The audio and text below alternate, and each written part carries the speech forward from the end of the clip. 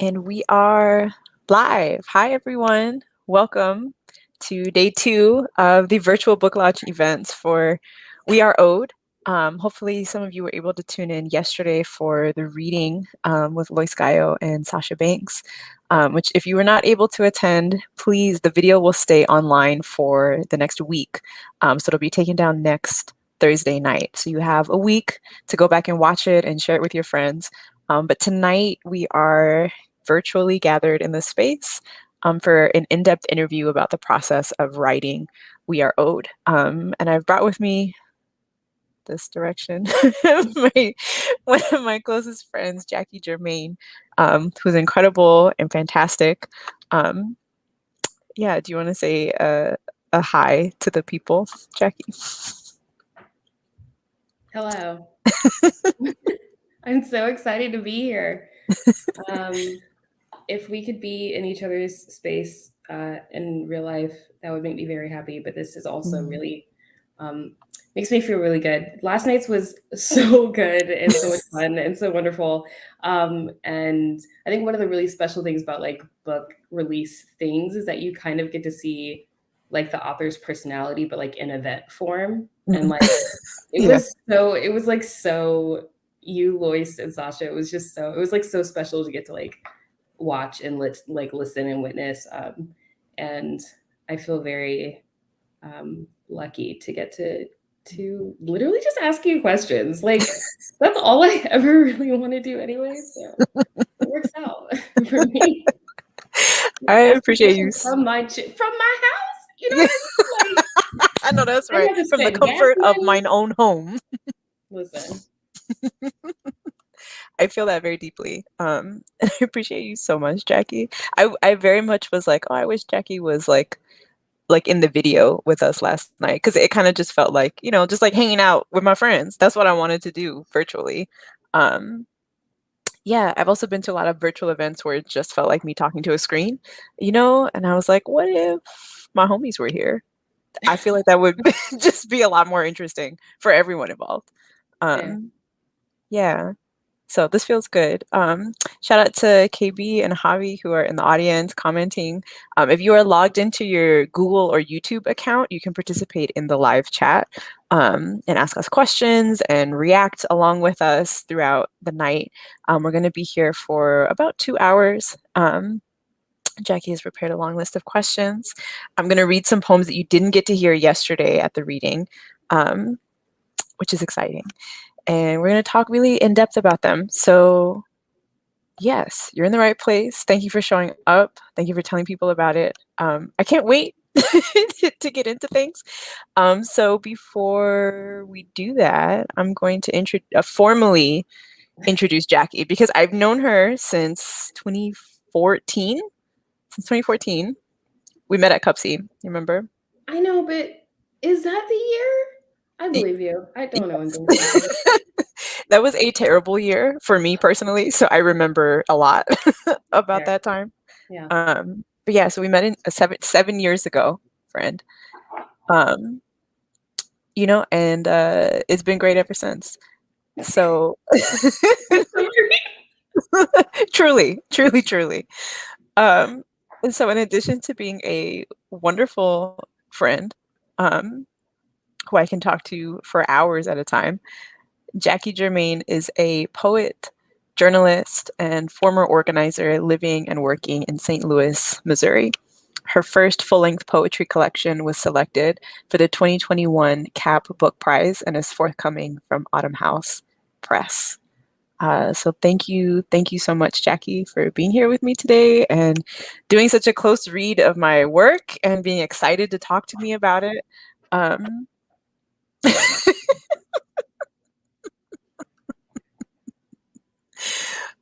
Hi, Paul, in the audience.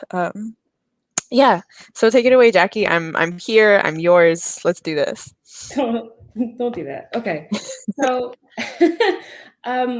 so one of the things that the way I kind of wanted to set up the interview, right? Ariana and I talked about this a little bit beforehand, but the actual book is set up in sections, right? You're sort of moving through a process, a kind of pre-organized process with Ariana. So I kind of wanted to structure the interview that way and kind of move through it together as well.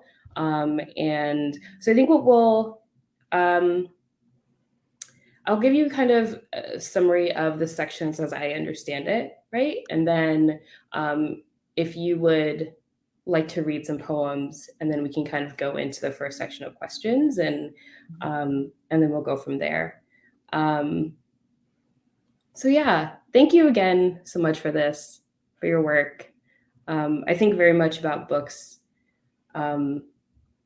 as being very like carefully arranged, and I know how careful you are, how much time you spent, how much very like critical time you spent, not just in like the actual writing and editing process, but in like investigating and taking the time to make sure that the poems functioned the way that you wanted them to function.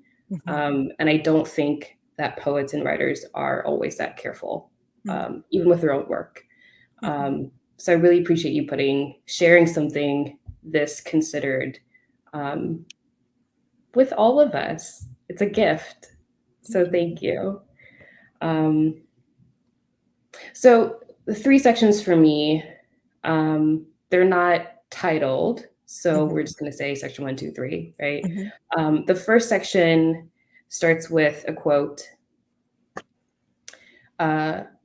We will not be forced away from what is ours, from Alice Walker. And for me, that first section of your book is sort of talking about your own personal history, right? You're sort of setting the record straight. We talk about the title "We Are Owed." You're setting up, right, the loss, the narrative, the story, so that you can make a case. Yeah. Kind of a homecoming in a way. You're sort of laying out your own personal narrative. The second section starts with another quote. You can share a country like you can share a culture with people who want you to disappear, who would take everything from you and still want you gone, by Wendy Trevino. This section is also setting a record straight, but it's the public record, right? You're shaping, for some of us, I mean, we have conversations about the history that you're delving into, but I think for a lot of people, it's going to be the first time they're learning about the particular portions of the history that you lay out for us in the second section. But it's so important for you to lay out the context, the history, the language, corrections of those things, because they're happening alongside your history, right? And again, with the title, We Are Owed, we have to know, right, the whole matrix that's like set up, right? The third section has another quote in it from Dion Brand. Yes, from Dion Brand. Black experience in any modern city or town in the Americas is a haunting. One enters a room and history follows. One enters a room and history precedes. History is always seated in the chair in the empty room when one arrives. Where one stands in a society seems always related to this historical experience. And so this third section to me is where we see a record of what is owed, right? You've laid out your personal narrative, a correction of your personal narrative. You've then laid out a very critical, well-considered record of the histories and the context in which your story, your legacy, your familial legacy, right, is shaped in. And then the third section is when everything comes due, right? It's like an equation, but like the most beautiful, heartbreaking, infuriating, textured equation in which, in the third section, we get to see exactly how far in the red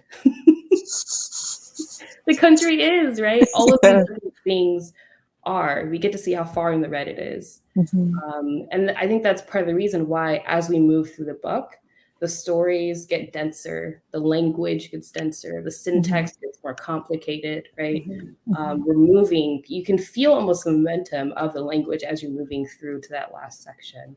And then by the end, it's like, we did the run me my check, you know what I mean? Like, run me my check. Like, we are owed, period, as you said last night. Period. Period. It's in the title. Don't leave it out, okay? Because you know people be taking liberties. It's not a liberty. Okay. Anyway, so we're gonna start with a reading from you, whatever poems you would like to share, and then we will move through those questions. Cool? Yeah, that sounds good to me. Thank you for that, by the way, for reflecting all of that back to me. It's always interesting because I've been sitting with these poems for 6 years. Sasha pointed out people be taking liberties. Yeah, period as well. I've been sitting with these poems for 6 years now. And so it's always helpful, I think, to hear when folks reflect back to me what they're getting from them as well, so that I can know, okay, I communicated what I was trying to communicate,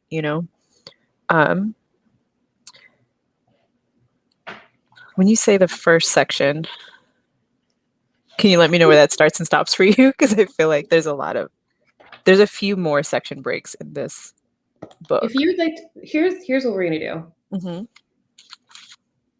How you feel? That's what we're gonna do. I want to make space for is what we're gonna do. Okay. So you can read whatever poems you want, and I will ask the questions, and we're gonna call them sections. It's cool. Okay, let's do this. I'm gonna read a quick story, which is the second poem that comes in the book, and then I'll read Negrita, and we can go from there. Okay.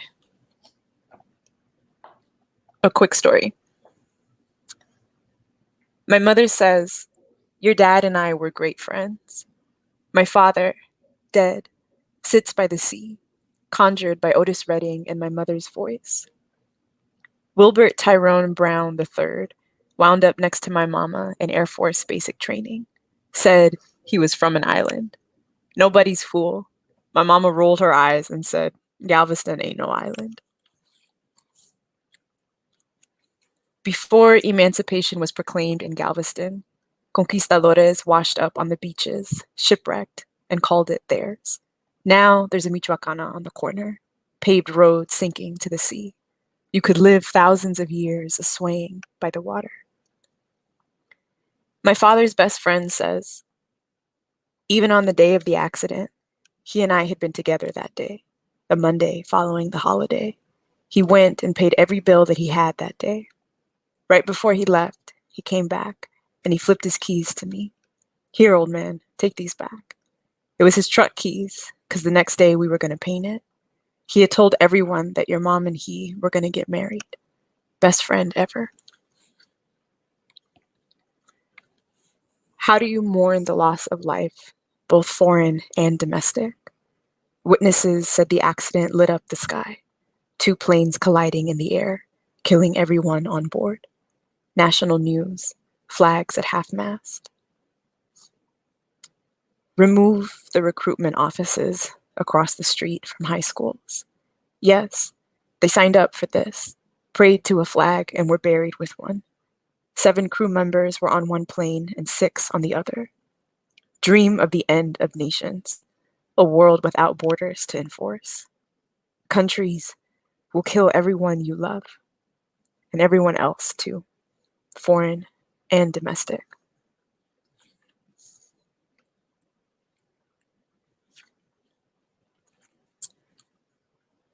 Maybe we can pause right there and just go into questions. Yeah. Thank you for that, by the way. Yeah, also, shout out to my cousin Danny, who's watching. Hey, Danny, thanks for coming. Sorry, I'm just thinking of that. So one of the things that you and I have talked hours about, kind of our relationship to history and family, and how complicated those stories can be, how nonlinear those stories can be. I'd love if you could talk a little bit about what that process was like, writing those stories or kind of excavating that history, figuring out what parts of it you actually wanted to tell, what details you wanted to offer, how you wanted to shape that first section and that portion of the book. In terms of like what I wanted to share from like family and personal history. Yeah.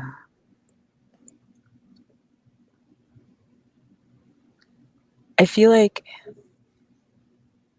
it's really hard, right? Because there were so many poems that I wrote that just didn't make their way into the book. I think sometimes when you're working on a project, there are all of these things that you write that are not the book itself, but they're the things that you write in order to get to the part of writing the book, right?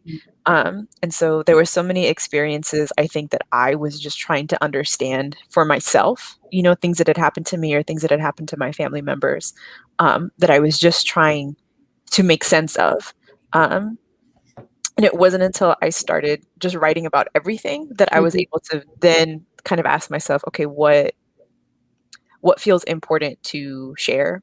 And also how am I like protecting the integrity of the people who are in these stories, right? Like some of these stories are things that that I am of course affected by, right? But they're not entirely mine. They belong to other people as well. Like thinking about like the grief of my father's loss, like is something I felt my whole life, but I also never met him. I didn't get to know him. And so, you know, even when I talk to my family members or my father's best friend, I have to be very careful with the kinds of questions I ask them about my father because their grief is so present anytime his name is brought up, you know, and so I had to be careful about how to contend with that and also how to offer care to them as well, right? Which I don't know, was something I realized in the process of asking questions. Like, oh, that's right, right? Like, grief is felt by so many of us that it's not just a thing that belongs to me. It's like with everybody whose lives he was a part of. And I think too, I didn't want any of the poems in the book to feel like to feel cruel or like an indictment of any particular family member of mine. I wanted to be clear that the critiques that I'm making are of the systems of power that structure our lives that end up informing our everyday decisions and choices that we make. Yeah, so I think those were the main considerations I had when trying to figure out what poems to go in the book and how to use the right language in them. Yeah. I mean, that totally makes sense. One, because of kind of the person you are, but also I think you approach history in the same way. Even with for those who were at the event last night, hearing the way you talked about Yanga and your relationship to Yanga. For those who were not here, I will ask if you can kind of either read a poem that kind of talks about, kind of lays that out for folks, or kind of talk about who he is and what role he plays in the book. But it's the same like sort of deliberate care and like precision and intention on making sure the person still feels like a person even after you've like left the context, right? That they sort of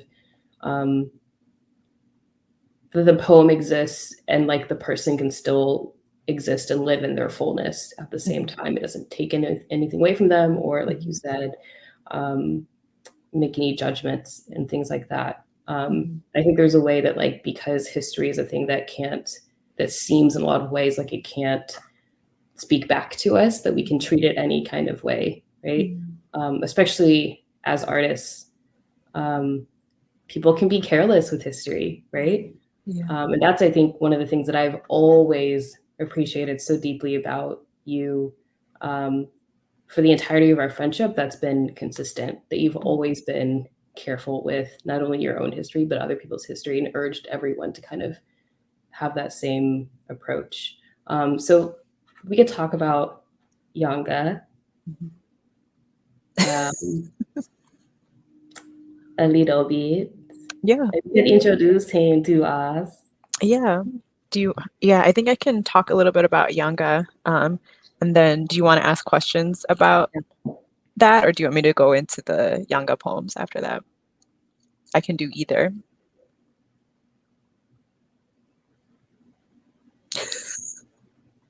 Because I have a lot of questions, but I don't want to Okay. ask too many questions. I want you to get to read poems. Okay. So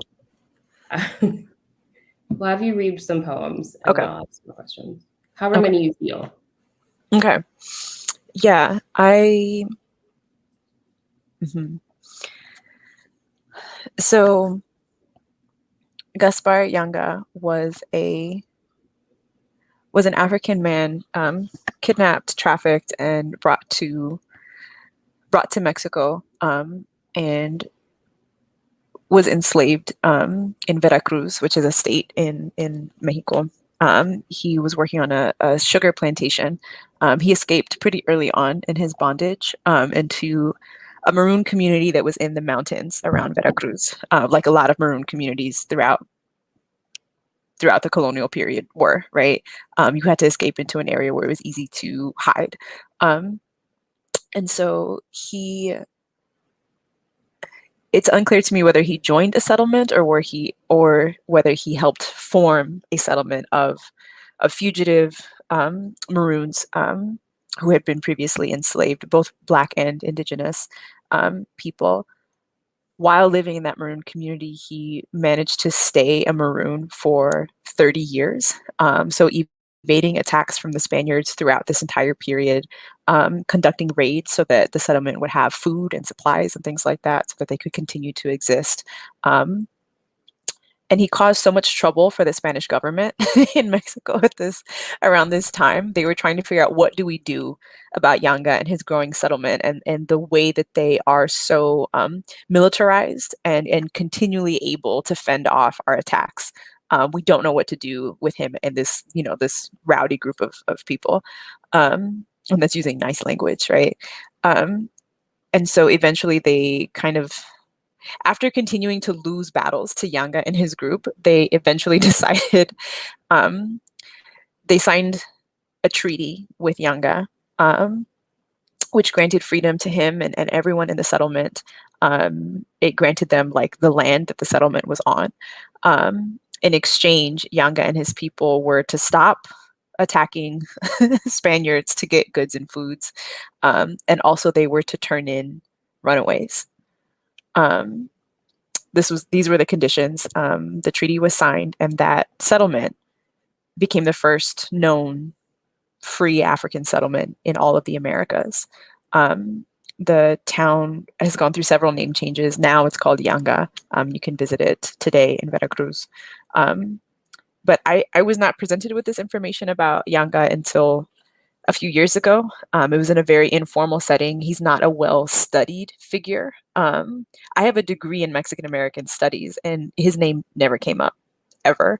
Um, and so when I say he's not well known, I mean, the history books literally do not talk about him. I found out about him from a YouTube video, right? And so there are a lot of poems in the book where I am engaging with Yanga and his history and his presence, because while our experiences are very different, I feel like they are related to one another. When I was in Mexico City, which was the major slave port in Mexico during the colonial period, I found a lot of strength in Yanga's story. And I felt like it was this feeling of like, you have to know how to look for what you're looking for. You have to trust that it's there, and it will reveal itself to you. And I think for me, learning the story of Yanga was an example of that. So you really have to be in tune with spirit, I think, in order to do that. But I'm gonna read the Yanga poems now.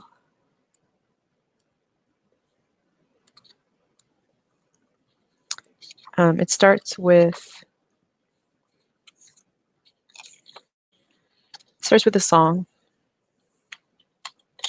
called Yanga Sings Me to Sleep.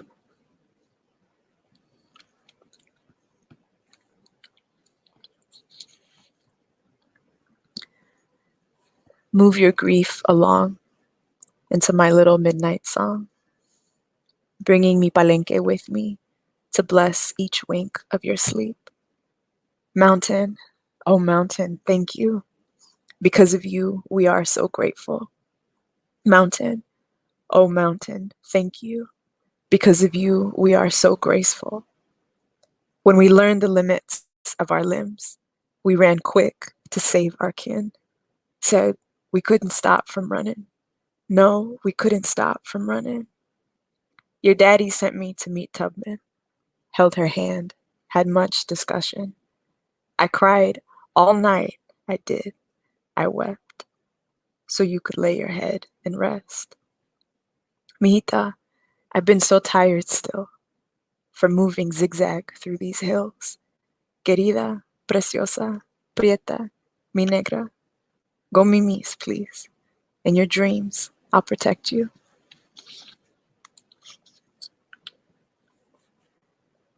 Yanga explains. I am here, mijita, but I cannot stay. When you are ready, I'll send a boat. Don't pack your bags yet. You've still got learning to do. I'll be back. I want to know you looked for me. Mijita, never stop looking. Letter to Yanga from 6-year-old Ariana. Yanga, I want to know what you look like. Can you send me a picture, please? We don't have a porch, but you can sit on the step by the front door until I come home. You know, one time my mom and I came home and the cat had clawed out my mom's plant and sat in the dirt in a terracotta pot. When she stood, there was blood in the soil. Have you ever seen someone being born? I would like to meet your family, but maybe first just you and me, okay? Do you have a garden? What do you tend to, besides me?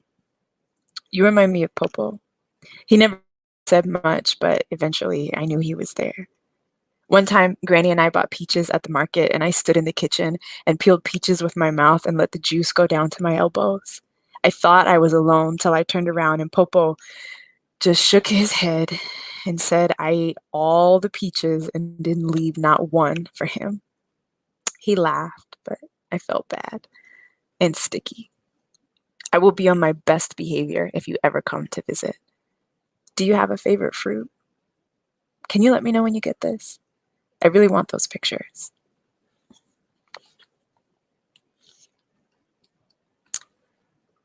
Yanga builds me a banga. A banga is another word for boat. I hear him yammering with that hammer all day. Watch him sketch, whistle, pound nail into splintered oak. Yanga has one rule.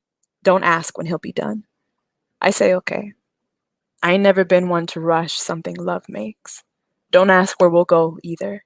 Places it's safest to be don't exist on a map.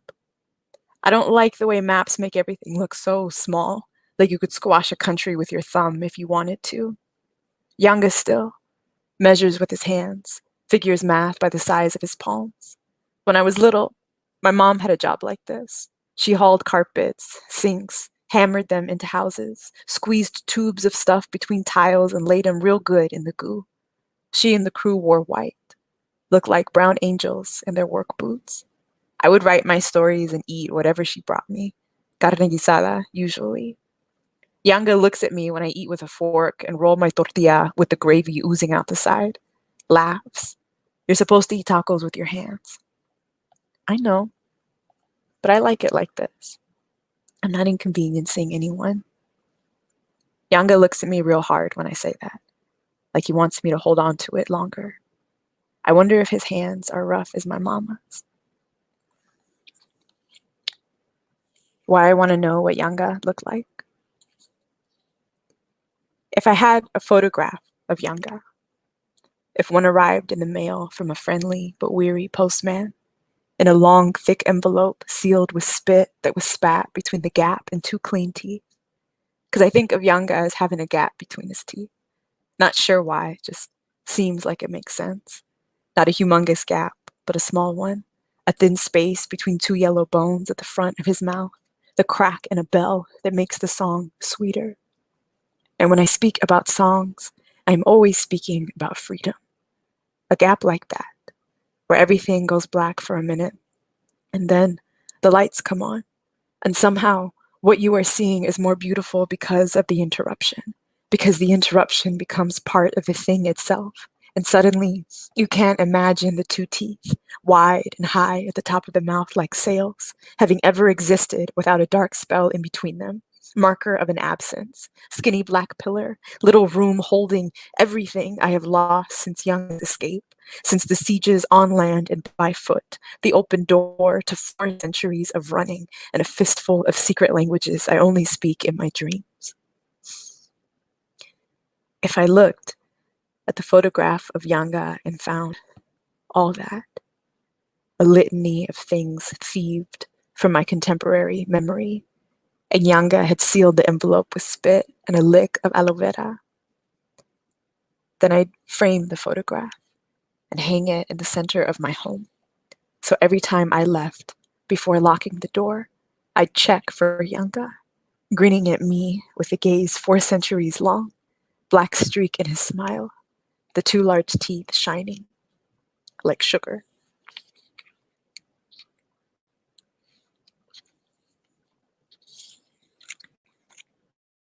Yanga, did you really agree to turn in runaways in exchange for freedom, your people's freedom? Were you a patriarch? I have no room to judge, no experience to understand yours exactly.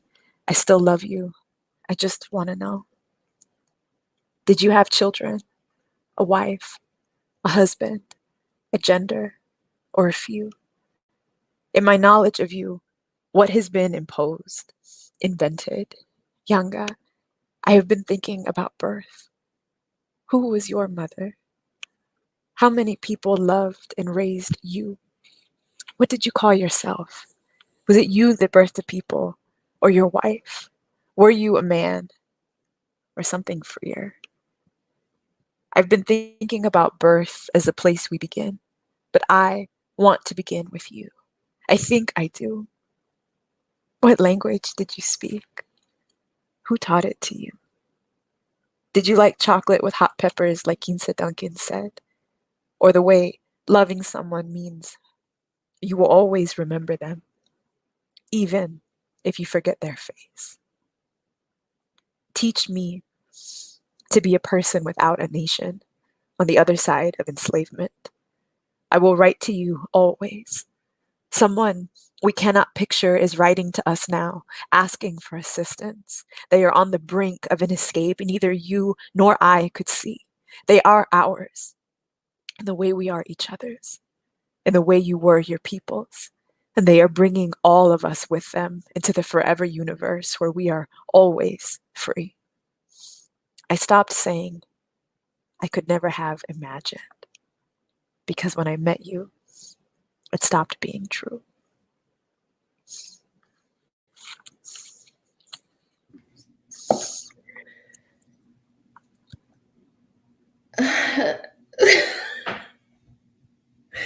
Thank you. Thank you for that.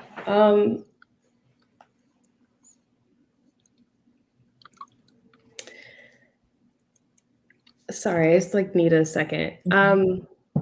We can take a deep breath collectively for a moment.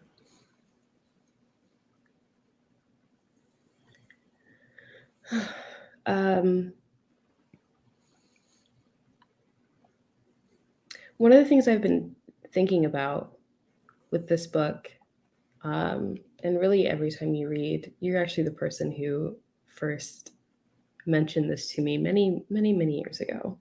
Mm-hmm. Somewhere between 7 and 35 years ago. Because we've known each other for so long.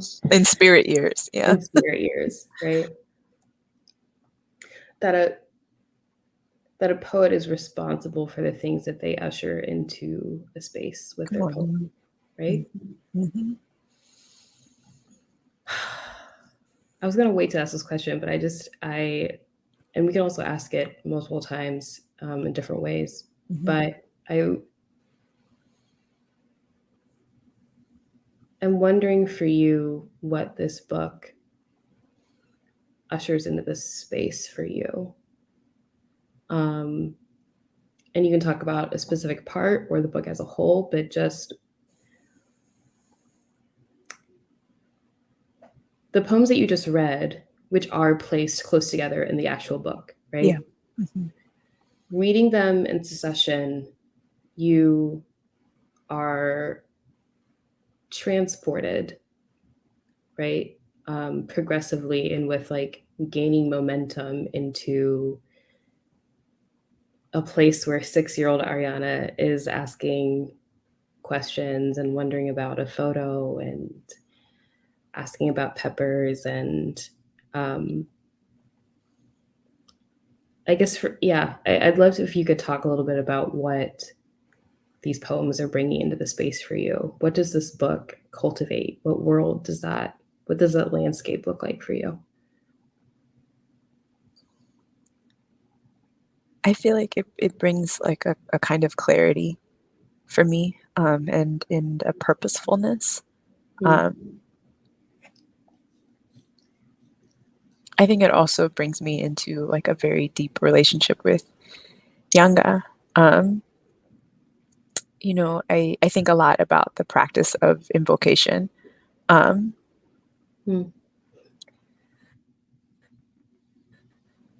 About, right, like if the poet, the performer, the speaker is responsible for what they bring into a space, they are aware of what their work is doing, what their intention is, and what the uses of their language is capable of. And so I didn't want to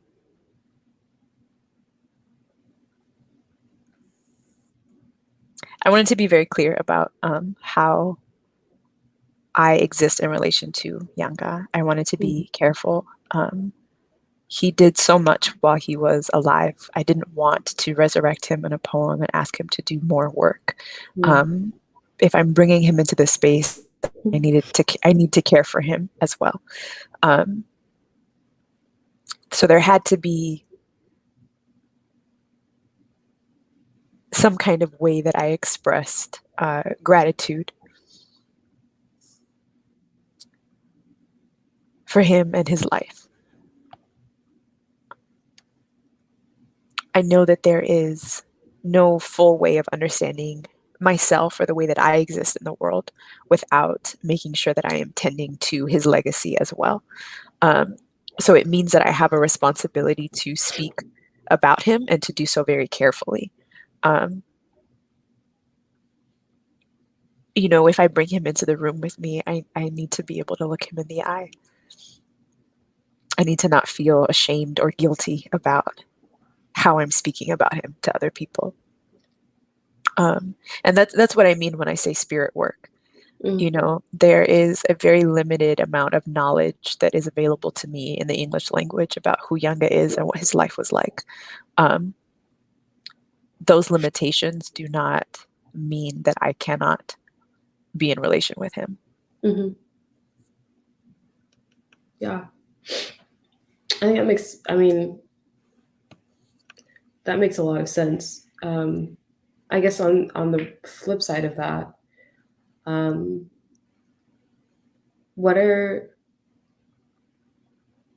I know that you were conscious of this as you were writing and as you were kind of thinking about these poems, but were there specific things that you wanted to kind of ward off in the space with these poems?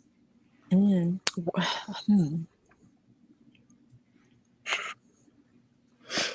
ward off. Both of us wiping our face. I know. I'm like, I should have brought some Tissues. I always bring tissues to the slam. I don't know why I don't bring them to virtual readings because I always need them. I don't know who I thought I was today.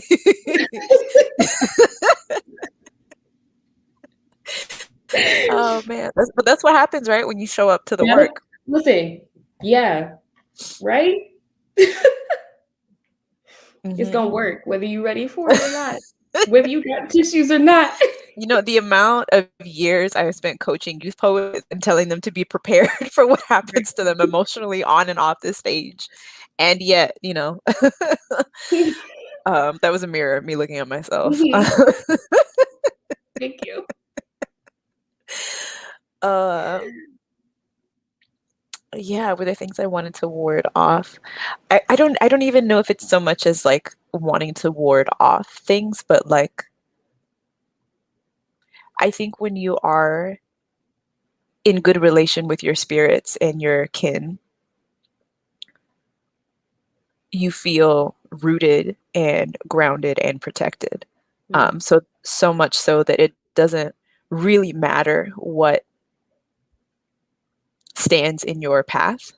mm, Um, if you mm, are firmly rooted and grounded and you have your people and your things with you, mhm, um, then you have everything that you need.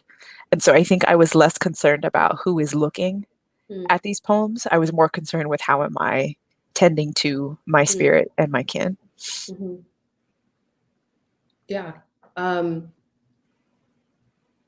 I mean, even thinking about that, right? If you're able to sort of stretch almost in the reverse order, right? Because Yanga is sort of like sitting at the end of the text in the Mhm. reverse order, going all the way back through this history to, your father and his legacy and his life. Um, what were some things about, were there any parts of learning about Yanga's story that allowed you to learn something else about your personal history, your familial history, or even just look at it differently? Um, were any parts of, I guess I'm wondering if how much of that third section is um, intentionally or unintentionally reflected in the first, in a way. Mm-hmm, hmm. I mean, when I think about Yanga and I think about my father, they are um,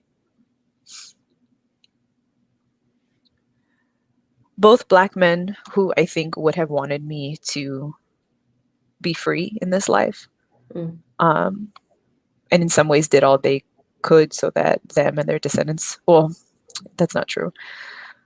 Both Black men who would have wanted me to be free in this life, both people who I view as a kind of protector, mm, who I have not and will not ever meet in the physical material world.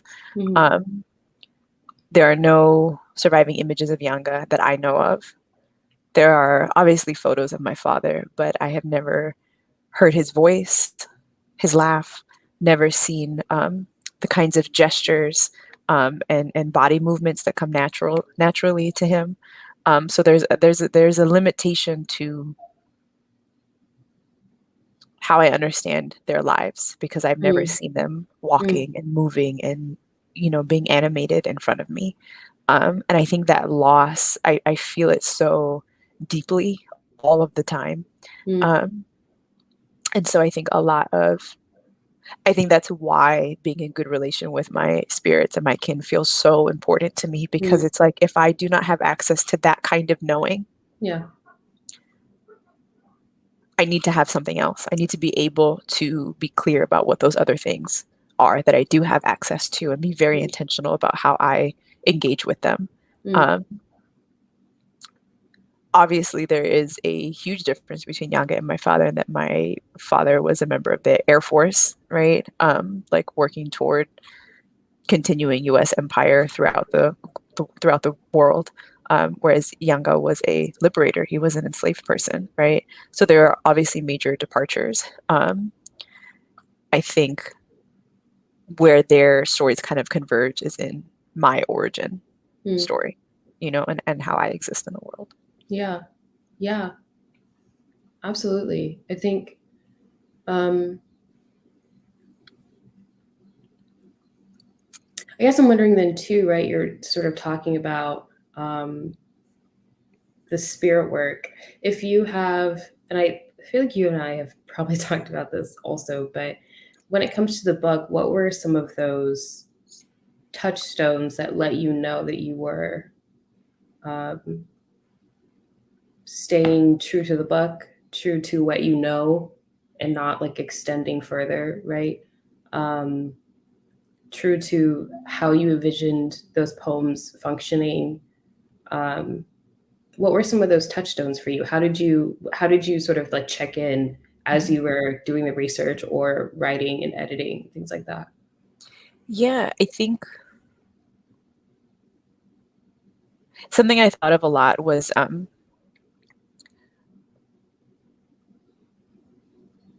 I think my work exists very much in relation to Black people of Latin American descent who are still living in Latin America and the Caribbean. Mm, And so,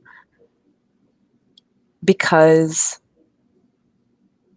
my Black ancestors were, as far as I know, never enslaved in Latin America and the Caribbean. My father was African American from Galveston, Texas, and his ancestors were enslaved in Texas and Louisiana and different parts of the mm, Deep South in the mm, U.S.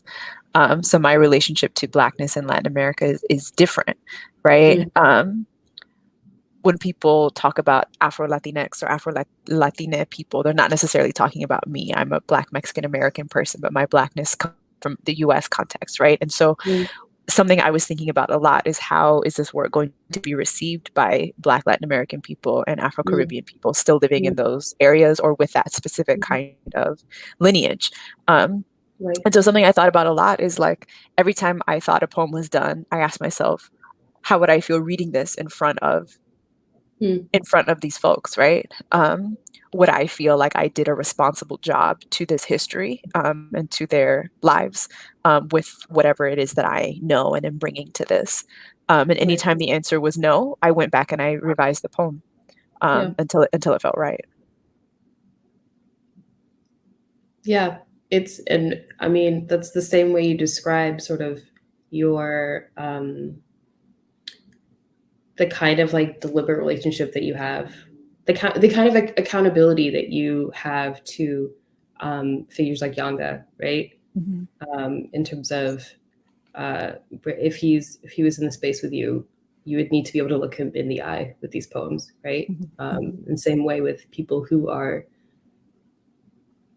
currently living, you know, mhm, mhm, which mhm. shouldn't be a stretch, but is for lots of people. um, Yeah, which I think also meant like actually being in relation with living Black yeah. people from these parts of the world. Um, so like being very clear about my friendships, my relationships, and studying, right? Being a Yeah. student, Mm. like understanding when is my turn to speak and when is my turn to shut up and listen, Mm. or like amplify Mm. someone else's voice, or to say I'm not the person for this event, or you know what I mean, like those kinds of Yeah. things. Like Yeah. when it's my turn, but it's not always my turn. Yeah. Yeah. Yeah. Imagine that. Another thing that you know that I wish other people knew. But I think that's actually a good segue into the second section, right? Mhm, How we're sort of the second portion of the book, we're looking more at this kind of broader history. We're kind of interrogating this broader history that has, in a lot of ways, for a lot of people, been deliberately misremembered, miswritten, mistold. mhm, Uh, and you take a lot of time um, and do a really, I mean, like poetic job, but like of just clarifying the definitions of things, uh, right? uh-huh. Um, we're not going to go into all of the things. Ariana and Mhm. I had a conversation about a lot of these things for 3 hours, 4 hours, A long time. a long time. Uh-huh. We're not going to do that tonight. Okay. However, spoiler by the book. However, um, I think that that correction of definitions is such an incredibly important part of the book, and also in terms of what it means to hold yourself accountable to the experiences of people as opposed to what a textbook might offer about Yes. the people, right? Mhm. Mhm. Which again, we're talking again about what it means to, if you say that you want to be in relationship to the people, to the people that you're ushering forward, writing about, etc., what does that accountability actually look like in the text, in the poem, etc.? Mhm. um but I would appreciate if you would talk just a little bit about the Mhm. importance of that language, of those terms, of getting them right in this book. Yeah, and I mean, I will say I feel like when I think about like the people that I'm indebted to in terms of my own understanding, there's a lot of them, and I'm going to put some of their Mm, names in the chat because their work should be studied as well. Um, Alan Pelaez Lopez is one of the first names that comes to mind. Um, there's also Dash Harris and Javier Wallace. Um, Dash and Javier co-teach workshops. Well, you took some of their classes with me, so you know, in preparation for this, we're bringing everybody in, everybody into conversation with one I another. went to school for this. Yes. Okay, okay. Dash and Javier are Black Panamanians. Dash currently lives in Panama. Javier currently lives in Texas. But they are so well versed, well studied, um, and because they lived throughout different parts of Latin America and the US, and they speak English and Spanish, and they've studied and they've seen with their own two eyes, and they are unambiguous, dark skinned Black people who are treated as such moving through whatever geographical space they're in. There's Mm, so much that they know about how Blackness and understandings of race function in different parts of, right? And so I think a lot of times in the US, when we talk about Latinos, mm, it's this like image um, of this like brown person who is working class, who like came to the US for, you know, for a better life, that kind of like narrative. And I think something that Dash and Javier and Alan do very well is to undermine this idea of Latinidad, mm, that like Latinos from all these different countries that make up whatever Latino is supposed to be, somehow have a common experience, right? If we are truly considering, you know, Alan, who is an Afro-Indigenous person from Oaxaca, Mexico, or Dash and Javier's experiences moving as Black people throughout Latin America, the Caribbean, and the U.S., mm, we have to take into account how Black folks in these countries are understanding Latinidad, right? mm. And whether or not it is for them, which, you know, spoiler, the answer is no. um, and so what that means then is that if for me as a writer, it means undoing a lot of the pride that I was taught to have in being Mexican, right? Questioning what does that mean to tie my identity to the existence of a nation state?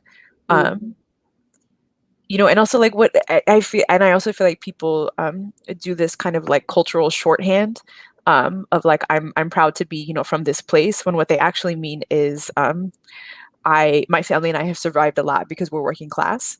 mm, Um, but that's not a uniquely Mexican thing, right? Like there are upper class Mexicans who have tons of money and are wealthy and are descendants of slave owners. Do you know what right, I mean? So like, right. what do we mean when we say these words? And literally, the stakes are high. They're life and death for some people, right? Mm, So like that clarity of language. I think you said years ago on Twitter, the sharper our analysis, the quicker we get free. I don't know if you remember saying that. I do. I remember you saying that. And I think about it a lot because language is so important. And like not just when you're writing poems, right? But when you are speaking about other people and their experiences, like how are they defining themselves? What is their understanding of power relations, where they are from, and trusting that, right?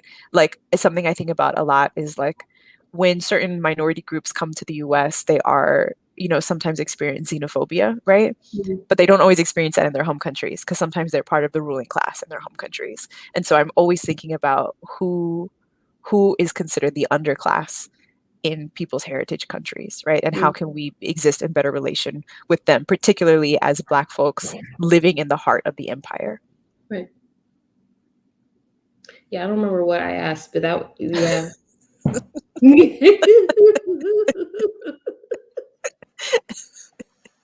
You asked it all, well.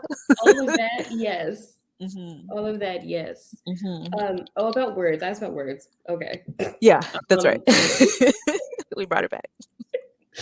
um, I mean, I guess then, mm, Hmm. because you talked a little bit about it, but I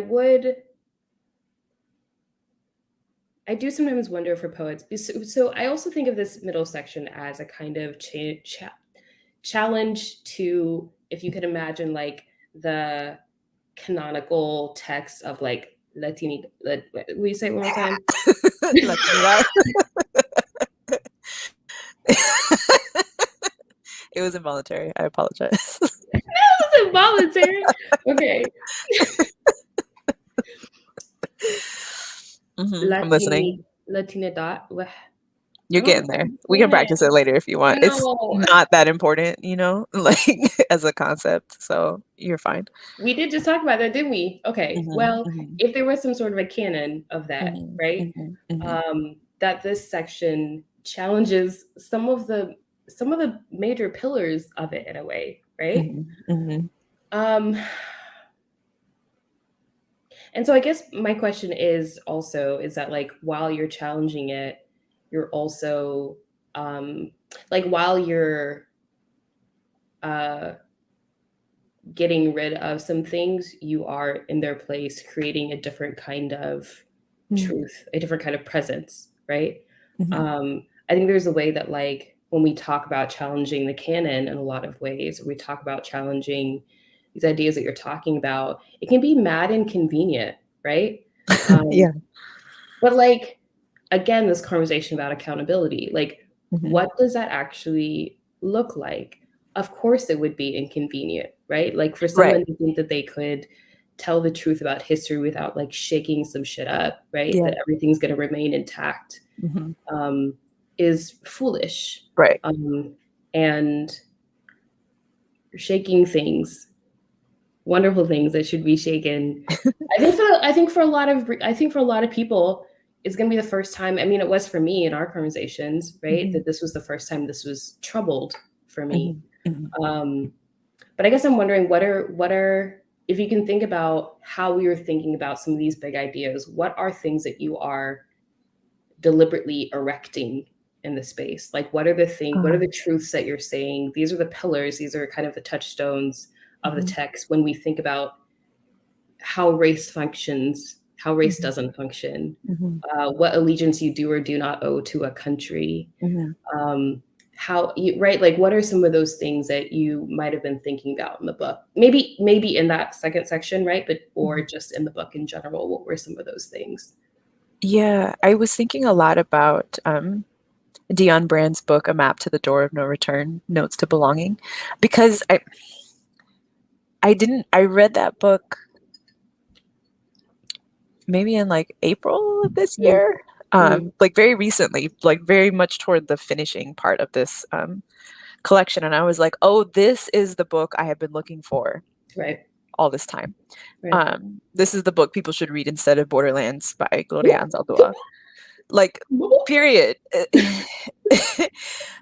Because I think a lot of, I know you asked me what I'm replacing this stuff with, but I think it's important to like say, I think a lot of what narratives of Latinidad and like narratives of Mexican American studies and like Chicano nationalism in the US during the Mm, Chicano movement in the 70s, a mm, lot of what those kinds of ideologies do is that they push for this idea of mestizaje, right? Or this idea that like that all Latinos are descended from Spaniards, indigenous people, right? It's very rarely like African, and in the case that they do acknowledge African ancestry, it's usually as like the third root is what it's referred to as, the root, right? As in the past, not the present or the future.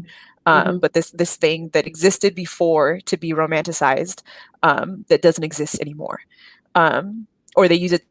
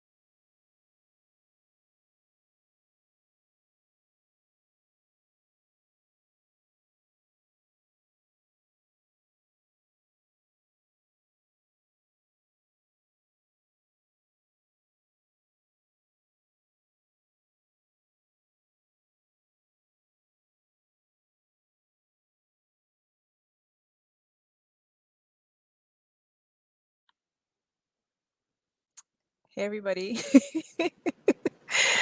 Oh my goodness. Welcome back.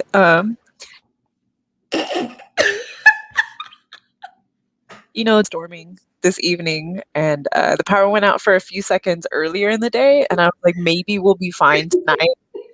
Correction. But we still here Still here, though. though. I appreciate everybody for sticking with us. Do not at all remember what I was saying. So if anyone can recall, that would be great. We can get this thing back on track. Oh my goodness. Why was I like, why would the universe do this today? Today? It's storming here too. I didn't know if it was you. I didn't know if it was me. I was like, listen. It's definitely me. Yeah, absolutely. Internet went out for like 2 seconds. Well, Mhm. quick reset. Yeah, How you feeling? Deep breath. I'm good.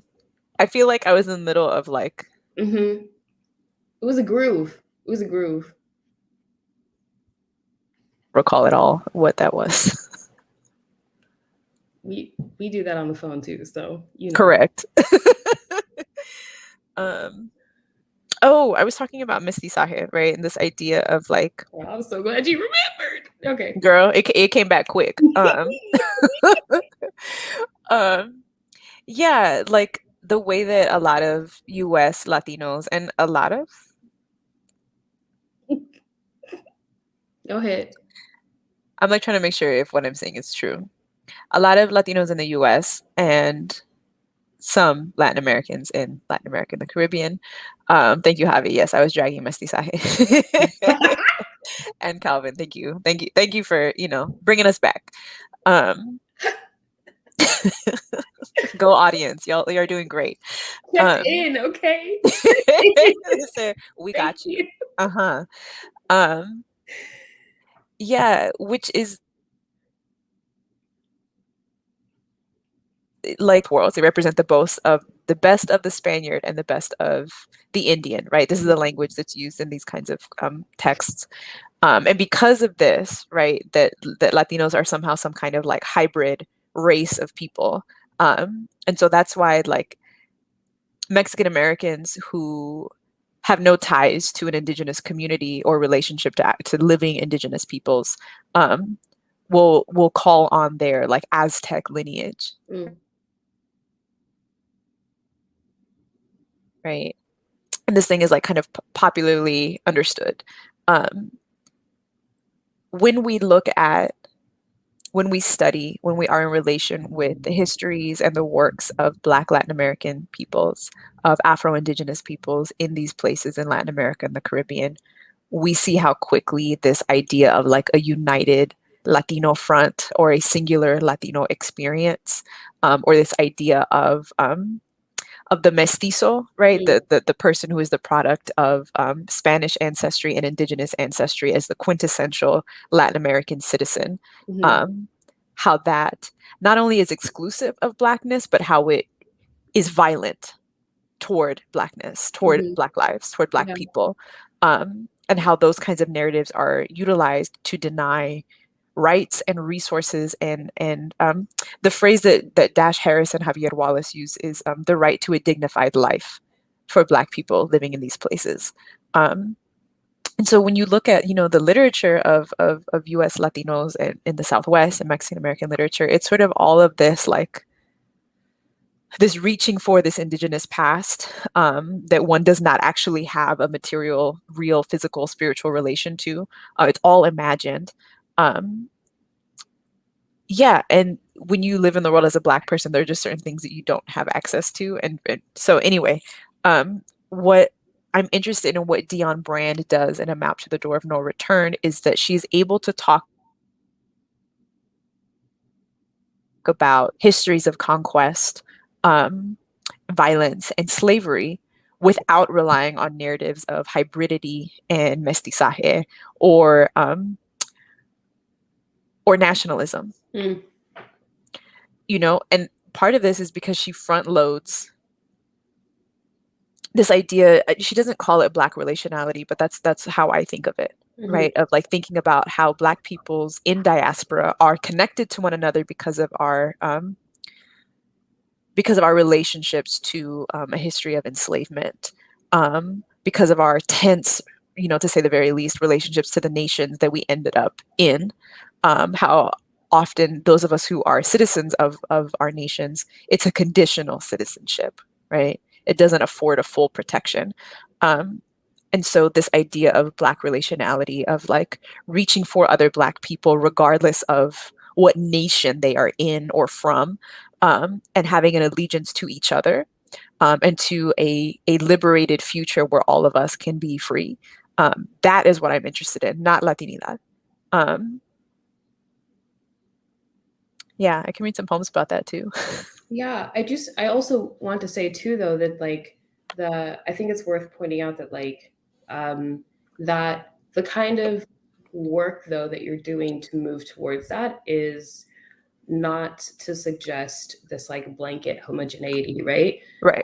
The thing that you're doing is creating those linkages by being committed to the specificity of the truth of their experience and that history, right? Mhm, mhm. That's also right. We're not going to go down this train, but like that's the difference to me between like kind of the true sort of material solidarity work that I think a lot of people don't really Mhm, understand, right? mhm. And sort of think of as like people doing favors for each other, but Uh, like solidarity work, and then also what you're doing in the book and the kind of commitment that you're talking about is a commitment to dignity, a commitment to specificity, a commitment Mhm. to precision when we're talking about each other's histories and Yes. experience, Yes. not this kind of we are all One big family. one big expletive family. This is going on YouTube. Right.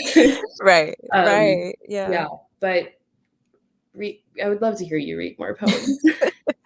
Yeah, thank you for naming that the specificity piece because I do think about that a lot. That like in order to be in good relation with other people who have different experiences, who are from other countries, who have a very different lived reality on an everyday basis, you have to be able to be honest about what your experience is, what your limitations are, and be able to witness. Mm, You know, I mean, I think for like artists and you know performers, you understand the role of an audience, right? That mm, when you're in the slam, when you're at the open mic or whatever, like when you're in the virtual event and people are commenting, like people are willing to witness what you have to say, willing mm. to hold it, right? When you're in kinship with one another, you have to be willing to witness, willing to hold it, and also be able to ask, like, what can I do? Yeah. Yeah. You know? Um, all right, I'm going to read some poems.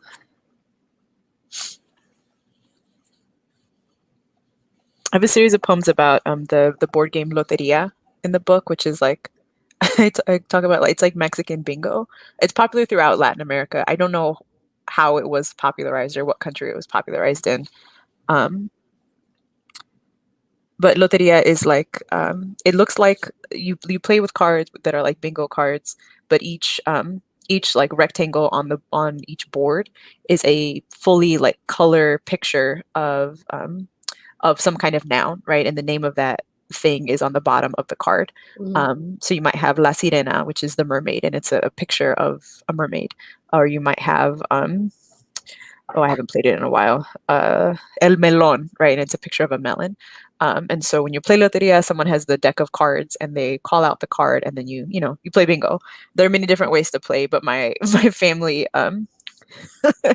my aunt's family grew up playing loteria, and they were very poor, and so they made their own loteria board. So you can buy pre-made ones. They made their own. They bought like the sheets of loteria paper, and they used the cardboard from like cereal boxes and pizza boxes, and then they pasted it onto it. So whenever we play loteria, they have to go get their supplies because they've grown up playing this game, so they play like 9 or 10 boards at the same time while they're drinking. It's this very loud, like vulgar, like event where all of the women go in the backyard and they play loteria for hours and they gamble. You know, it's a whole thing. It's a But my whole thing. it's a whole thing. And so the game's all in Spanish too, right? So one of my younger cousins, she doesn't speak or understand much Spanish. And she's very competitive. And so every time they bust out loteria, you know, everyone goes upstairs to go get their bags of things, or they go. My aunt has like this big jar that's just full of coins that she uses specifically for loteria. So I have to go and get all their supplies and materials, and we go to the backyard. And my cousin always asks if I can play with her to help her keep up with the Spanish words and help Right. her identify things. So this poem is called Negrita for my cousin. Playing loteria, I teach you to match word and picture, and your eyes dry from the stare. We inhale the colors.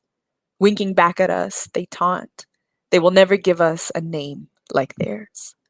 Your golden hand hovers, a nervous onlooker, and I fear you offer your heart to this language. Run your tongue along its teeth, looking for light. I lean into your shoulder to stop the sun from leaking between us. You and I are not mirages, neither are our ghosts. To survive here, mija, I work on the words, making a list of everything we are owed. Um, I didn't mention my cousin that I'm writing to in that poem is the only. Often when we're at family functions, she's the only other Black person besides me. So all of my aunts and all of my aunts' family, they're all mestizas. And there's something I feel like that's very disorienting about period just being one of the only or the only Black person in a space, but also when playing the game of loteria, because there are um, the cards are nouns, like I mentioned. It might be the names of instruments or fruits or things like or birds or animals or whatever. But there's also people in the game: La Sirena, the mermaid, La Dama, the woman, El Mundo, which is Atlas holding up the world.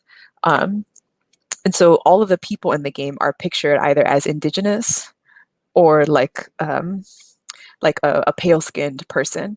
There is only one black character in Loteria, El Negrito, which is not El Negro, the black man, El Negrito, which is like the little black man or the black boy.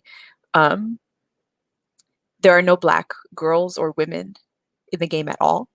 Um, and even that word El Negrito is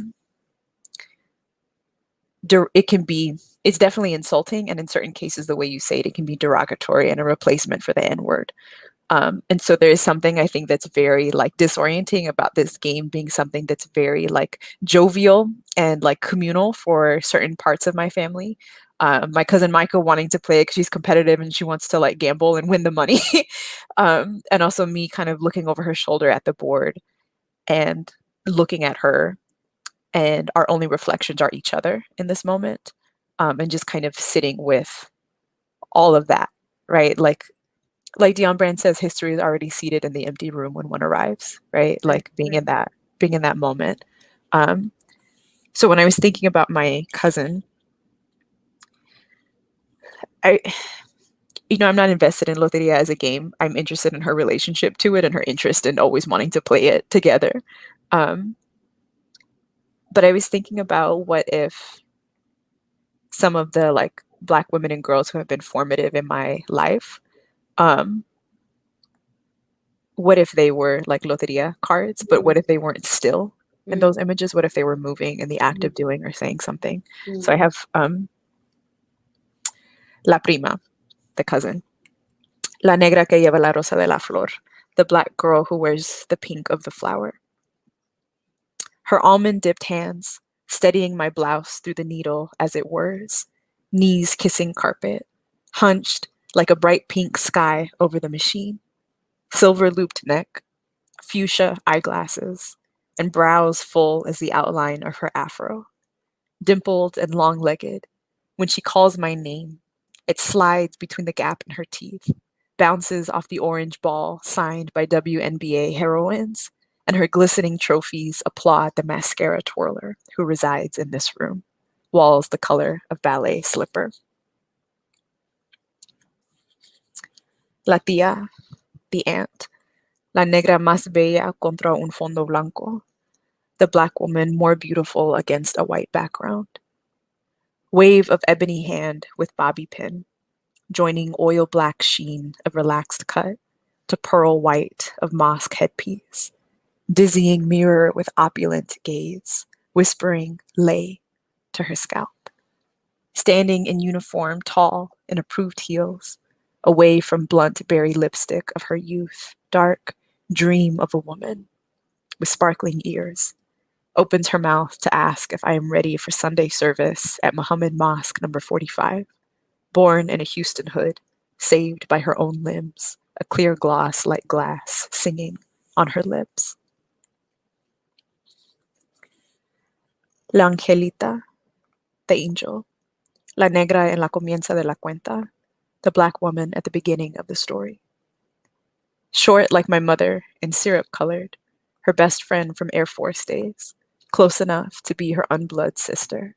In cinnamon weave and tennis shoes, cheeks shining and high like apples, hand flat against the crab's back, snaps shell into hard coins and slivers, dusted thick in fire spices, atop newspaper table. She giggles, waves short knife to show how to peel sweet flesh from scarlet bone, a glow passing from her body to ours as TV program throws light through the cool kitchen. La Angelita, who lives by the turquoise salt water, feeds family with what the sea tosses back, teaches us the ritual of breaking. La bisabuela, the great grandmother, la negra con visión grande como el águila, the black woman with big vision like the eagle. Rubber band laugh, stretching cross octaves in southern parlor of deep cherry wood in blossom. Ebony forehead, sweat damp, calling jet black, crinkle wave to neck nape. Feet dangling and hot pink beaded sandals from the beauty supply. Leaning back on faded easy chair.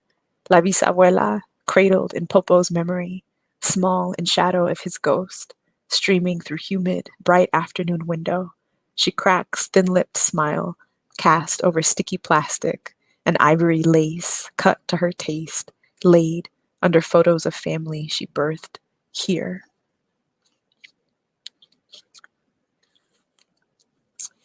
To play the pocito in loteria, listen for the 4 squares in the middle. Never mind el negrito stares back at you trapped, or el mundo, el borracho, la sirena, la dama are a range of shades that stop before your father's color. You'll pay 50 cents per card at the start of every game, and an additional 50 cents to play the pocito. Whoever shouts buenas first wins.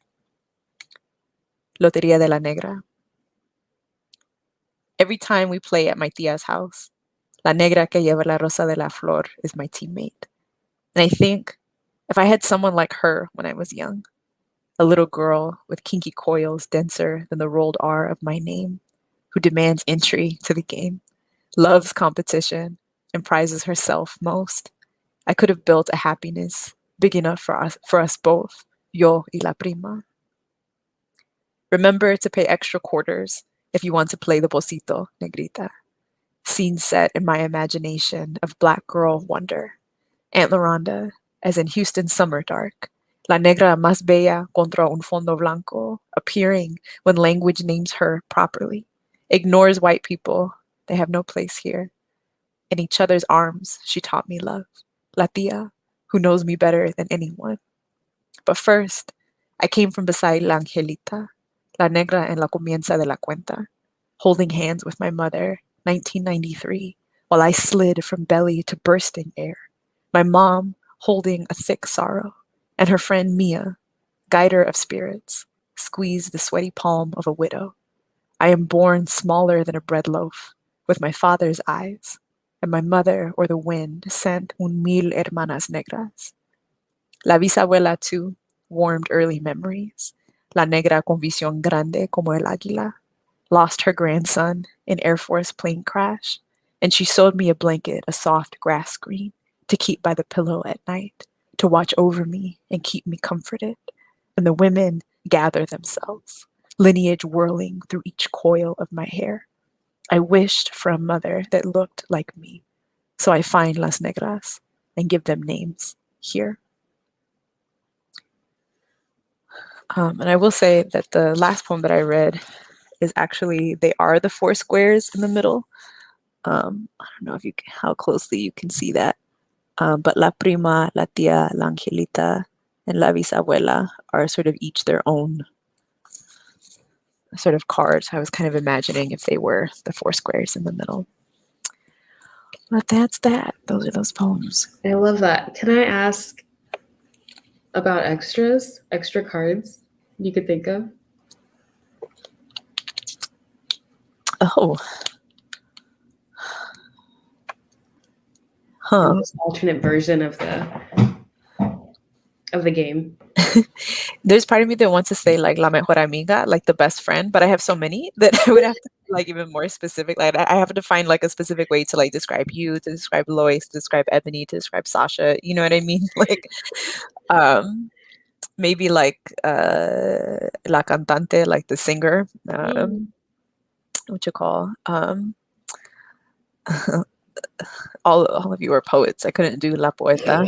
This doesn't even work. I would have to think about it more, but yeah, I could definitely see like a whole game just like of Black women. Yeah. That was great. Thank you. I did so before I ask more questions, I do want to let folks know if you have questions that you can put them in the comment situation area. In the chat, yeah. What? Okay. Are you all right? I think I'm gonna leave with the poems. It was really, I think it's disarming. Anyway, if you want to put them in the chat, we'll be able to see them. And you can answer them. Sorry, Are you all right? What's happening? I just really like when you read poems. I think it's also your voice. Like it's just so. It requires like all of me. but in like a really wonderful way, like not in a taxing way, but in like a commanding presence, but also it's just super easy, which has always been true for me. Like listening to your work, I feel like I just like slide right in, and Thank you it's so just much. such an easy, which is also really really wonderful for like if you want to kind of usher your readers to sort of like take certain kinds of risks with your work or something like that, right? To like Mhm. be able to have a way with the text, which I think is true of this book as well, and generally true of your writing, um, that you can be incredibly. Oh, did we talk about this already? I don't know. Mhm. Maybe on a phone call, but incredibly precise and also really tender at the Mhm. same time. Mhm. Um, I know you talked about tenderness last time with Lois and Sasha, but um, I wanted to follow up that conversation by asking you if there are specific places in the text that feel tender to you, or um, yeah, if there's a specific place in the book that feel tender for you. Mhm. I think the first thing that comes to mind is like thinking about the one of the first Yanga poem I read, Yanga Sings Me Mm, to Sleep. mm, I think that there is something so tender about like singing a lullaby to someone. It also makes me think of I have a younger cousin now, or one of my cousin's children, who I think of as my niece. I don't know. Um, the language is not so important as the relationship there, right? right, right. Um, and like we lived together for a short period of time, and I would sing to her a lot. Um, and because she really liked it, like it was like as soon as you started singing, she would just stop what she was doing and just kind of look at you, you know. And so then I just started to like sing like when I was talking to her. Mhm. I would sing "As" by Stevie Wonder, and just like push her around the kitchen and in like a little chair with wheels, and it's, she'd just be over the moon. Um, but yeah, I think that there's something so very like intimate, and tender about someone singing you to sleep. Someone singing you a lullaby. So I think that's probably the poem that comes to mind with that. I love that. I'm going through the chat right now and looking for questions. Mhm. But one that I found um, from Calvin Mhm. uh, is would you say, I think this was early in our conversation when we were talking about the limitations of uh, um, not knowing everything about Yanga, right? Um, Mhm. and honestly, like not only being limited in terms of how much, but limited in terms of who tells, right? And who's documenting, Mhm. um, because they're certainly interpreting X, Y, Z and like however Right. they, right? But he asked, or would you say those limitations yielded a new way to engage with Yanga, even in a more earnest or authentic way? Right. Thank you for this question, Calvin. And I appreciate you being here both nights. um, Probably, I think the answer is probably. Something I think I have started to think about a lot more that I kind of had let go of for a while was like my limited Spanish fluency. Mm. I've taken so many years of Spanish classes, and yet um, I think I have learned that I am like decent most of the time at communicating my ideas in Spanish. Mm, My comprehension of Spanish is so much less than what I'm able to communicate, which mm, for most people, it's usually the opposite. They usually understand more than they can speak. mm. Um, but because of anti-Blackness, I don't have a lot of practice of people speaking to me in Spanish, um, which is frustrating because I'm sort of at a point where, in order to be an even deeper union and kinship with Black Latin American folks still living in Latin America, Mm, my lack of Spanish fluency is a barrier to that in a lot of ways. Places I would like to visit, certain conversations I would like to have, or just events I would like to attend and be present for. And like very much often running into that that of my own limitation of what I am able to understand. And I think that's true as well when studying Yanga or like Black figures throughout Latin America and the Caribbean, of like that language piece, which is not a forever limitation, right? Like it can obviously be worked on, and you know, is a thing that requires more work. I think it's hard to know how I would engage with Yanga if I knew more about him. I do think that there is something very real and visceral about feeling the loss of not being able to know certain things about him that feels present for me. So maybe it's just that the hurt would not be there, but it's hard to say for sure. Yeah. Yeah. Yeah, that totally makes sense. I guess I'm also wondering sort of, because I'm also thinking about your experience of traveling to Mexico and interacting with some of that history firsthand, and how that experience, because it's almost like if you think about your ability or inability to, or like the limitations around interacting with Yanga, but how you were able to sort of still build this deliberate relationship,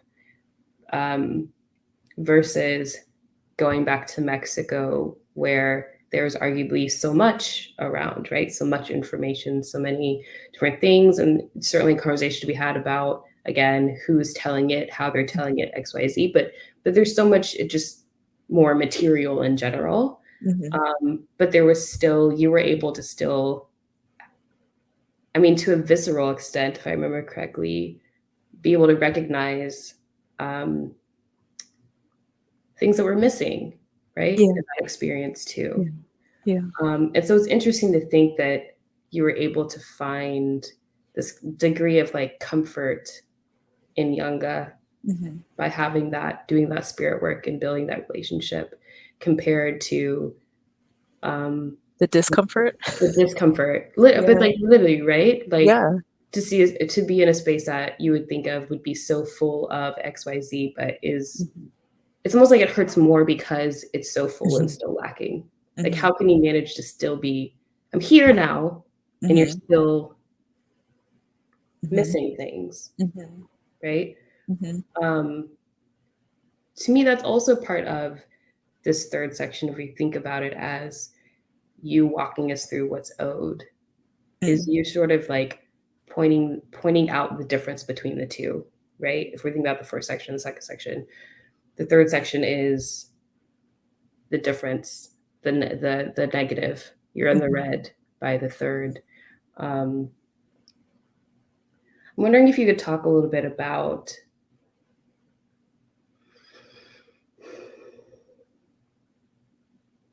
what it feels like to recognize that you were owed something, which is maybe a different step than wondering whether or not you'll ever get the thing that's owed, right? Which is also different than wondering whether or not it is a thing that can be paid back. I would argue it's not. Right? But get to a place where you are able to say and feel and recognize and acknowledge and hold that you are owed something, that your legacy is owed something, that your history is owed something, that you have kin who are owed something, who aren't here anymore to receive it, if it even were available to give, right? That's also the thing that the inconvenient thing this book is leaving us with, right? Can you talk about, I guess, that part of the book, what it means to kind of leave the reader with the statement, we are owed? I was talking to a friend of mine who is African American and Afro-Cuban. Her name is Jessica Lene. She's also a poet and a writer of many things. we were talking about the very last poem that comes in the book, and she was telling me that the last poem in the book is not, it's not an ending. It's how did she say it?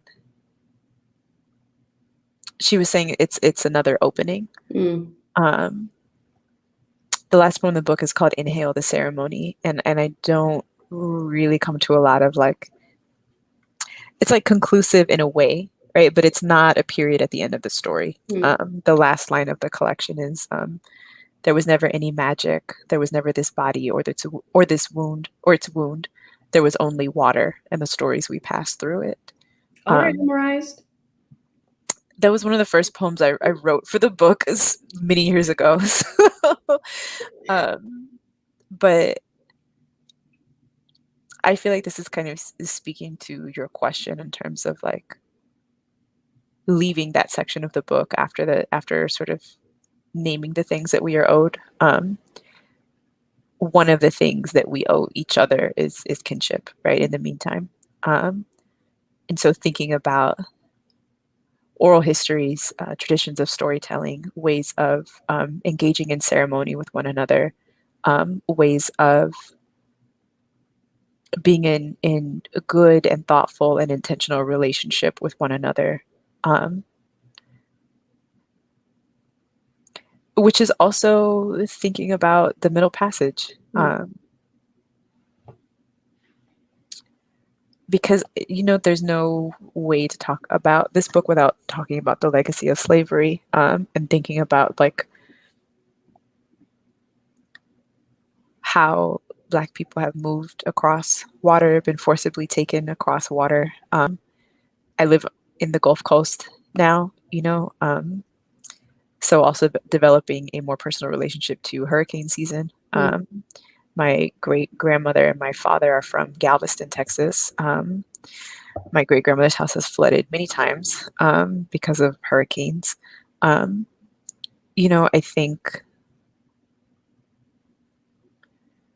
when I think about what we are owed, the kinds of things um, that Black people and Black women and girls in particular that I know, the kinds of things that they've been forced to endure, um, and maybe survive. Um, I'm really lingering on the part you said about like whether or not these paid back, or actually given. But I think for me that forces me into really valuing and investing in my relationships and my kinship with other Black folks who are also interested in liberation. Yeah. Yeah. Yeah. I think I had similar thoughts actually when I was reading Mhm. Sasha's book, America Mine. Uh-huh. Um, Hmm. in the sense of just like what happens what does it mean to know that you're owed something that can't be repaid? And then what's deserving because of that, right? Hmm. Hmm. Um, I think a lot about what some of these uh, the folks who like make it their business to protect empire, Hmm. and protect what they feel is their right to violence or their right to domination or XYZ, Hmm. um, and what they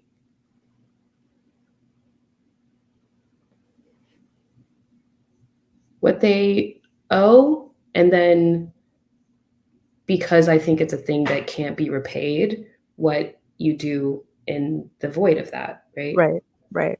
Um, Right. which is a different conversation. I like the shoulder lean. Yeah. um, I do have another question for you from our Hmm. wonderful chat section Hmm. from KB, Hmm. asking, I'd love to know more about the research aspects of birthing this book. what was helpful in finding what you needed to find, since lots of times Black history is not readily available? Mm. Um, Same question. Shout out to KB, who's a super dope poet in Austin, Texas, and has a fire chapbook coming out soon. um, yeah, I What chapter? think, you know, it's going to be out here and it's going to be wonderful. Um, yeah, I think part of me had to kind of let go of wanting to have a very like traditional kind of research route. A lot of times that was part of it too, right? That I really wanted a mentor when I was doing research. I Mhm. wanted a mentor who was familiar with the histories that I was studying and could kind of help me guide and shape my research process and also the writing and thinking process. Um, and I just did not at all have that. I had people who were willing to help, but who weren't familiar with the content I was studying. And so it very much felt like I have to figure this out for myself. So I know that there are pieces of the stories that I'm missing. This isn't by no means a comprehensive book. If I were to talk Right. about every heroic Black figure in Latin America and the Caribbean, this would be, 2,000, 3,000 pages long. Mm. Um, so I think what was helpful for me was like trying to focus on a specific geographical region, right? I'm from Texas. And so I was interested in the colonization of Texas by many different periods, right? Like a lot of people know about Six Flags, the like amusement park. It's like from Texas. It's supposed to be the Six Flags that flew over Texas, right? Which is Spain, right? When Texas was Mexico. Um, it was currently, right, the U.S. When Texas was a when Texas was its own state and seceded, right? The Confederate flag. There's a few others that I'm missing, but like um, so I was interested in all of these things, right? The formulation of Texas as a state, also Mm. what Texas means as a place that is both Western and Southern, right? That Mm. has that slavery was legal in Texas for a 50-year period, which is not as long as other places in the Deep South. Texas is also a place the Juneteenth announcement was delivered in Mm. Galveston, right? So Mm. like there's so many different things that is unique about Texas as a place and growing Right. up here. Right. It's also so close to Mexico. Mm. Um, I have traveled in Mexico City, so I was interested in also looking at the history of Mexico City. Um, so for me, it was trying to figure out, okay, what are my own research sort of anchors or Mm. or or points that I am circling and trying to figure out. Um, and then I think it was also being open to alternative types of information, right? A YouTube video about Gaspar Yanga, right? When I'm looking at the history of how Texas became a state and what that meant in terms of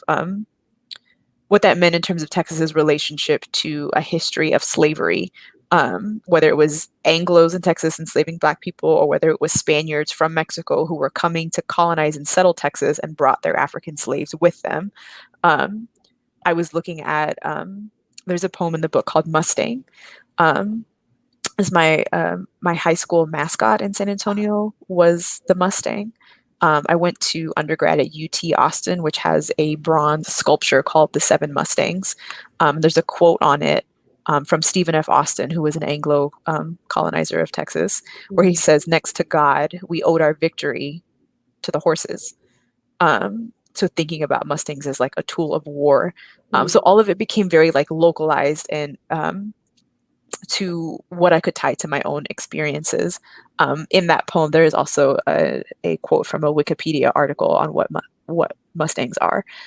So I was thinking a lot about like what are stories that I've heard, what are images that I have seen, what are videos that I can encounter, right? So these kind of very like they would be considered informal or like non-scholarly sources, right, by the academy. But I was like, but this is field research, right? There is also like an ethnographic approach to kind of doing this. If Mm. I am not personally familiar with the entire history of Mexico, what I am familiar with is how people respond to me when I'm in Mm. Mexico and what that reveals about how they understand race and nationhood and citizenship, and all of those things. So yeah, it was a very like embodied research practice. This is my life. These are the things I have seen, and try to contextualize with what I know about history. Yeah, I will say I do. It like makes me want to go on like a very, unfortunately academic-ish, but like I Hmm. like because I also am like I wonder how close you can get to like archival materials and things like that. Hmm. But also just like probably would be like really disappointed by the fact that they don't exist, Yeah. or haven't been preserved, right? Hmm. In like the traditional academic like spaces or like understandings of preservation and things like that. But Hmm. um, yeah, I did. I mean, you mentioned like thinking of it as kind of an ethnographic um, uh, sort of Project. project, yeah. Hmm. An approach to the book, which is really really interesting to me because I think again we started off this and I was like, this book is incredibly considered, incredibly critical, Hmm. right?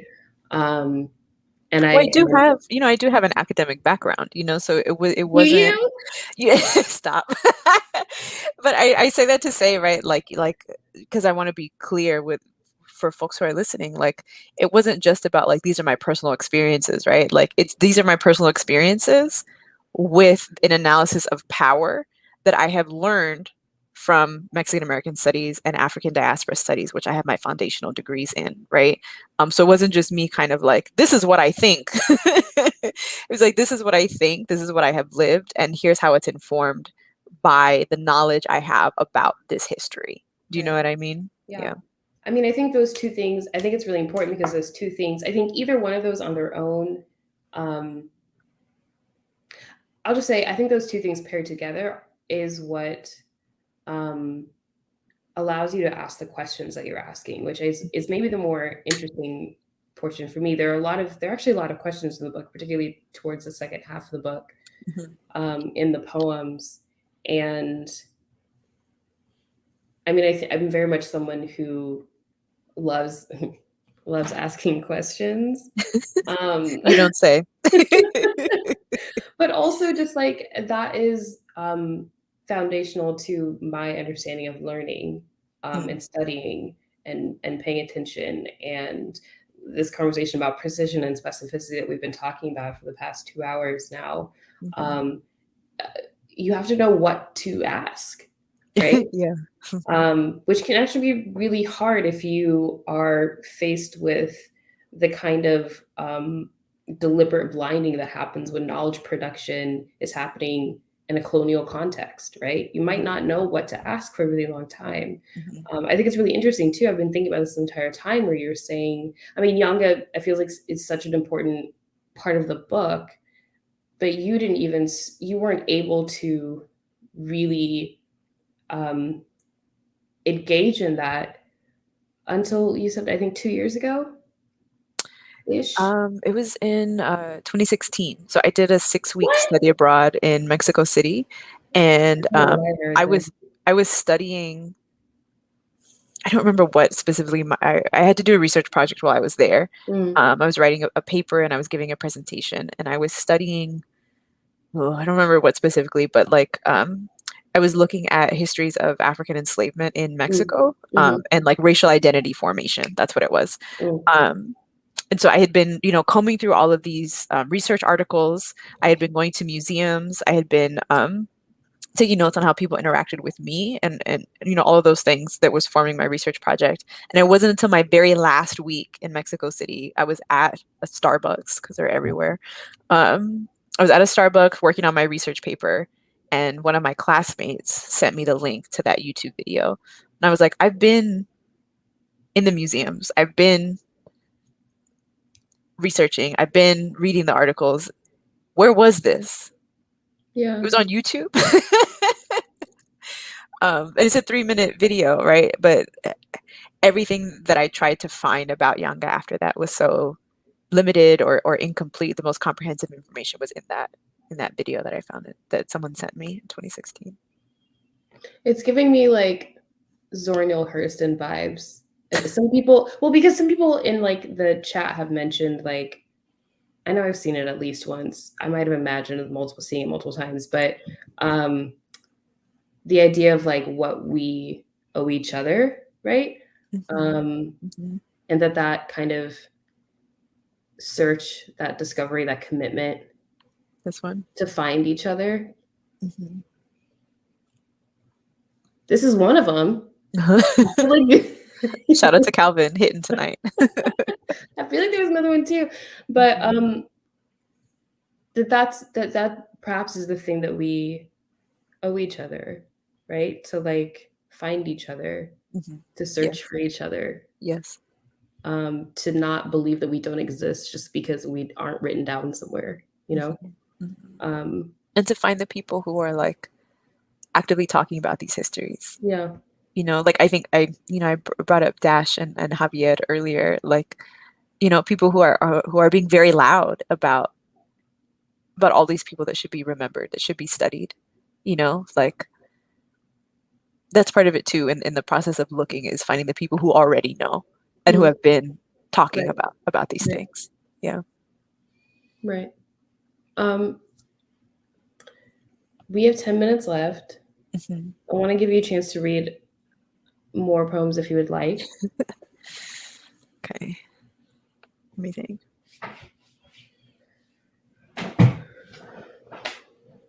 That's a good poem to end with.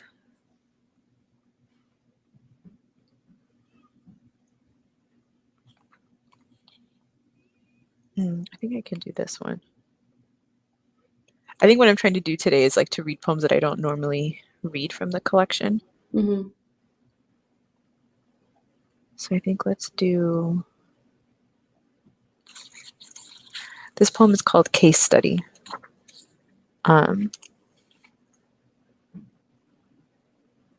Yeah, and it's about a particular style of dance that was popularized in Mexico called cumbia. Who, if you grew up in Texas and you grew up listening to Selena, like I did, or the Cumbia Kings, you know, her brother and his group, his very problematic group. They were on the radio all the time growing up, and so I'm gonna just read the poem and then we can talk about it afterwards. How about that? How about I just read the poem? Okay. Case study. 1. A party at my aunt's house. Cumbia knocking at every corner of the skull, demanding entry to the body. Glued to the patio's edge, I want to know how they do it. Bounce and swerve, sweeping the leg, a hush between swift stomps, never breaking step. Bubbling with drink, whirling a glass Budweiser, the best dancer has stilts for limbs, tricks her knees to bend, forces quick feet to floor, a hard kiss. Thin-lipped güeras, short y chismosas. These women are the family my mom's brother married into.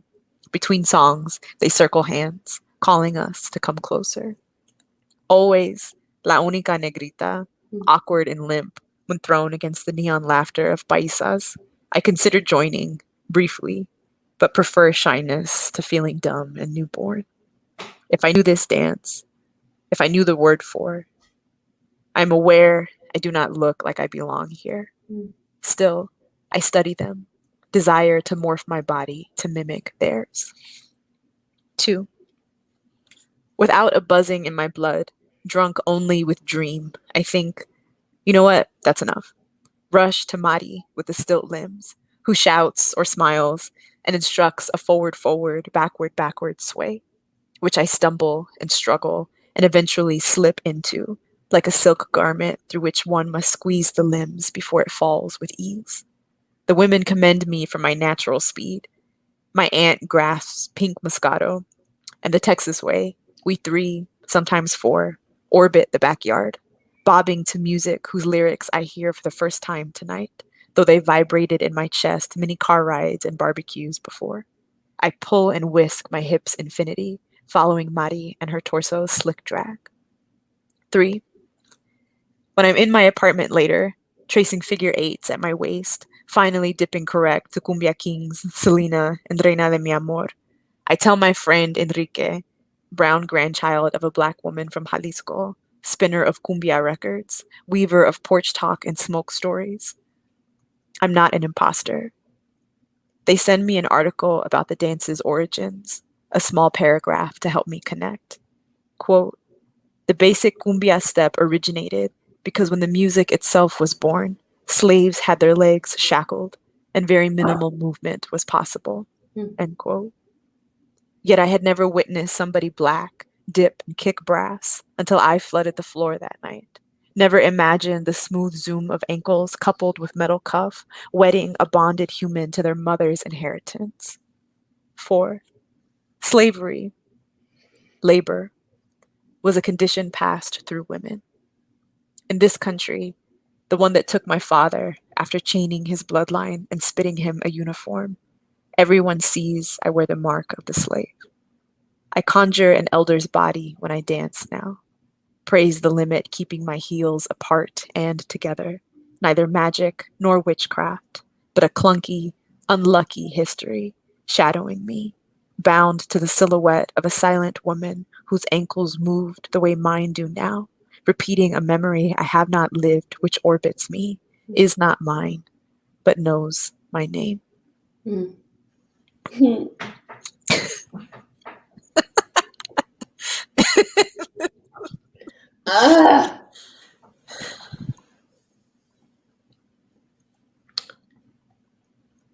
Thanks for that. Feeling so many things. That ending. I remember reading that and I was like, oh God, Ariana. Are you tired? What's happening? I am, but I also feel this is how I feel. I feel like there's a version of like at the end of a really good reading, you're a little, you know what I mean? If Yeah, there's like a little shook. witchery junk, you know what I mean? I'm like feeling it, man. Wait, did you say literary drunk? Is that what you said? Poetry drunk. Poetry Like after really long, you remember some of those cupsy bouts or something? You know what I mean? The ones that Yes, were like girl. really involved, and it was like by the end of it, you're walking out the room like, you know what I mean? I do. I feel kind of like not quite that, but like kind of like that right now, but like in a good way. Poetry tipsy. Yeah, but with poems. Okay, sorry. I don't have any more questions. I think this is a great place to end. I feel really good about how this went. Thank you for doing, I know I said this earlier, but I'm going to say it again because it's still true. Thank you for doing such a close read of this work. Thank you for showing up to that class with me, with Dash and Javier, to like further contextualize all the things that I'm talking about, and like staying on the phone with me to talk about this, and That was like a fun time. looking through the book with me to help me find cover art, and just all of the ways that you have consistently and thoughtfully and lovingly shown up to this work and my life. I love you so deeply, so very much. And there was no one else that I wanted to ask me questions tonight. So thank you for doing it. I love you so much too. Thanks for letting me ask you questions. You know how much I love doing that. Anytime.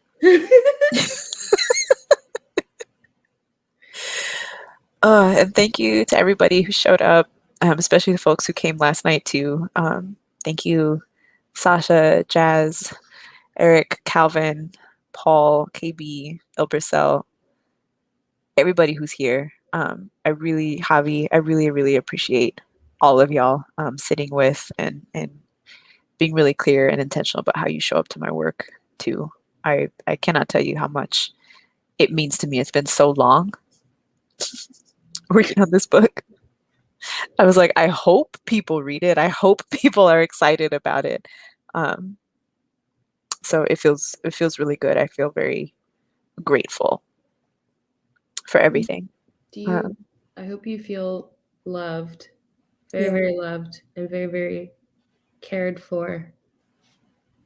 I think for folks, when artists put things out into the world, it's like the community's job, the luckiest and best job to be able to like celebrate and hold it and give it its due, and also talk about how we can't possibly love on it as much as it deserves.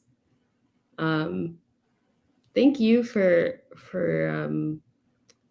taking the time.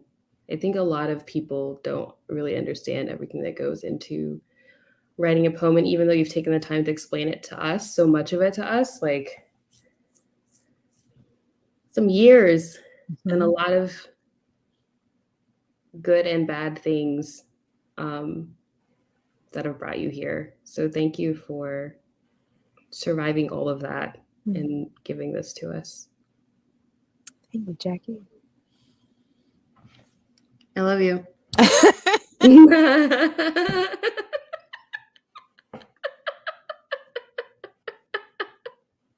We should go. I'm gonna call you after this, but we should stop. I love you too. Bye, everybody. Thank you for being here. Bye, Cousin Danny. Everybody take care. Good night.